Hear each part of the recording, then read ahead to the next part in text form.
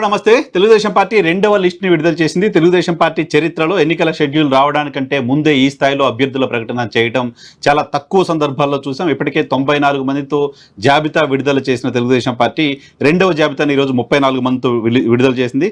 జాబితాను ఒకసారి నేను చదువుతాను. నెక్స్ట్ వీడియోలో ఈ జాబితాకు సంబంధించి నియోజకవర్గాల వారీగా విశ్లేషణిస్తాను. ముందుగా నర్సన్నపేట నియోజకవర్గం నుంచి రమణమూర్తికి అక్కడ అవకాశం కల్పించారు. గాజువాక నుంచి పల్లా శ్రీనివాసరావుకి అవకాశం కల్పించారు. చోడవరం నుంచి KSNS రాజుకి అవకాశం కల్పించారు. మాడుగుల నుంచి పైలా ప్రసాద్కి అవకాశం కల్పించారు. ప్రతిపాడు నుంచి పరుపుల సత్యప్రభకు అవకాశం కల్పించారు. రామచంద్రాపురం నుంచి వాసంశెట్టి సుభాష్, రాజమండ్రి రూరల్ నుంచి గోరంట్ల బుచ్చయ్య చౌదరి స్థానానికి సంబంధించి వివాదం నెలకొంది. ఆయన స్థానాన్ని జనసేనకి ఇస్తారు లాంటి ప్రచారం జరిగింది. బట్ అక్కడ జనసేన అక్కడ టికెట్ ఆశిస్తున్న కందుల దుర్గేష్ని నిడదవోలుకు పంపించడంతో బుచ్చయ్య చౌదరి గారికి లైన్ క్లియర్ అయింది. ఆయనకు అక్కడ అవకాశం దొరికింది.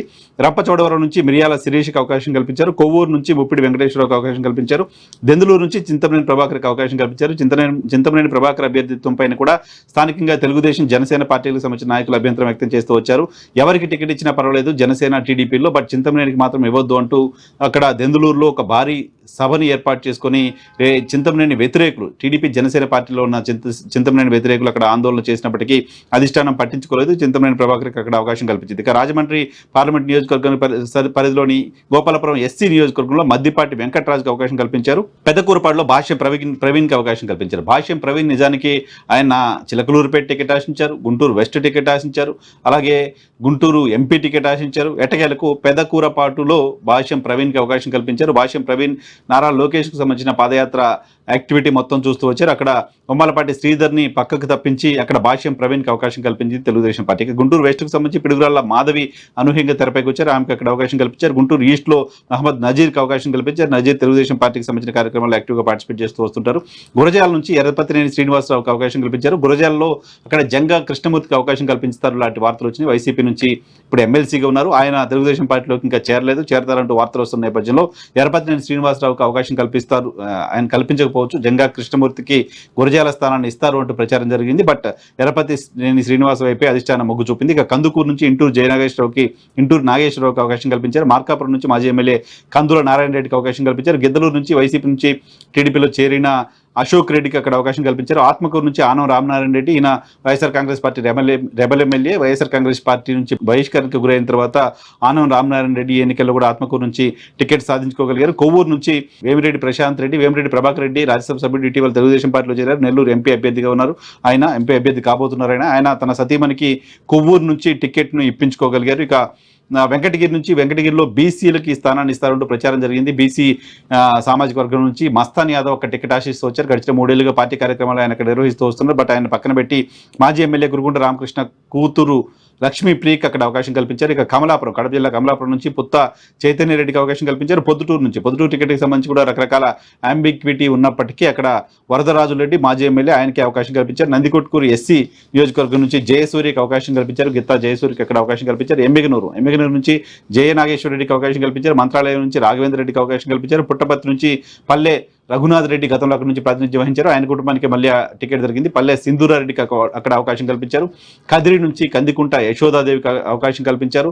సో కందికుంట ప్రసాద్ అక్కడ టికెట్ ఆశిస్తూ వచ్చారు. బట్ వాళ్ళ కుటుంబానికి అక్కడ యశోదాదేవికి అవకాశం కల్పించారు. మదనపల్లి నుంచి షాజహాన్ పాషా మాజీ ఎమ్మెల్యే, ఆయనకి అక్కడ అవకాశం కల్పించారు. పొంగనూరు నుంచి చెల్లా బాబు, ఇది ఎక్స్పెక్టెడే, అక్కడ పార్టీ ఇన్ఛార్జిగా ఉన్నారు. ఆయన కార్యక్రమాలు నిర్వహిస్తూ వస్తున్నారు. పొంగనూరు నుంచి పెద్దిరెడ్డి రామచంద్రారెడ్డి పైన చెల్లా బాబు పోటీ చేయబోతున్నారు. చంద్రగిరి నుంచి కూడా పులివర్తి నాని గడిచిన ఎన్నికల్లో అక్కడ పోటీ చేసి ఓడిపోయారు. ఈసారి అక్కడ వేరే చాలా మంది టికెట్ కోసం పోటీ పడ్డారు. బట్ పులివర్తి నాని వైపే అధిష్టానం మొగ్గు చూపింది. శ్రీకాళహస్తి బొజ్జల వెంకట సుధీర్ రెడ్డికి టికెట్ కన్ఫర్మ్ చేశారు. అక్కడ కూడా ఆ స్థానాన్ని జనసేనకి ఇస్తారంటూ ప్రచారం జరిగింది. కానీ బొజ్జల వెంకట సుధీర్ రెడ్డి వైపే అధిష్టానం మొగ్గు చూపినట్లుగా అర్థం చేసుకోవచ్చు. ఇక సత్యవేడు నుంచి వైఎస్ఆర్ కాంగ్రెస్ పార్టీ ఎమ్మెల్యే కోనేటి ఆదిమూలం, వైఎస్ఆర్ కాంగ్రెస్ పార్టీ ఆయనకు అక్కడ టికెట్ కేటాయించిన నేపథ్యంలో ఆదిమూలంకి అక్కడ తెలుగుదేశం పార్టీ అవకాశం కల్పించింది. ప్రస్తుతం ఆయన సిట్టింగ్ ఎమ్మెల్యేగా ఉన్నారు. గడిచిన ఎన్నికల్లో టీడీపీ అభ్యర్థి పైన విజయం సాధించారు. అక్కడ ఆయనకు మళ్ళీ తెలుగుదేశం పార్టీ కూడా ఇప్పుడు టికెట్ కేటాయించింది. ఇక పూతలపట్టు నుంచి డాక్టర్ కలికిరి మురళీమోహన్ జర్నలిస్ట్గా ఉన్నారు. ఇటీవల తెలుగుదేశం పార్టీలో జరిగి తెలుగుదేశం పార్టీ కార్యక్రమాలు యాక్టివ్గా పార్టిసిపేట్ చేస్తూ వస్తున్నారు. ఆయనకి అక్కడ అవకాశం కల్పించింది. మొత్తంగా సీనియర్లకు సంబంధించిన చర్చ, సీనియర్లకు సంబంధించిన టికెట్ల వ్యవహారం పైన క్లారిటీ రావాల్సి ఉంది. గౌతు శిరీష టికెట్కి సంబంధించి పెండింగ్ ఇంకా కనపడుతోంది. దేవినేని ఉమాకు సంబంధించిన టికెట్ పైన ఇంకా పెండింగ్ కనపడుతోంది.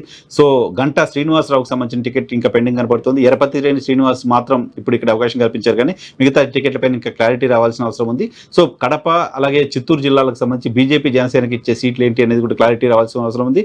గోదావరి జిల్లాలకు సంబంధించిన అంశం పైన కూడా ఆచితూచి 2 ఎస్సీ నియోజకవర్గాలు, మిగతాది క్లియర్ అయినవి. జనసేన అడిగి జనసేన పక్కకు జరిగిన రాజమండ్రి రూరల్ లాంటి స్థానాల్లో అభ్యర్థులను ప్రకటించారు. ఇంకా మిగతా స్థానాలకు సంబంధించిన లిస్ట్ కూడా ఆల్మోస్ట్ తెలుగుదేశం పార్టీ 94 మొదటి లిస్టులో ఇచ్చారు.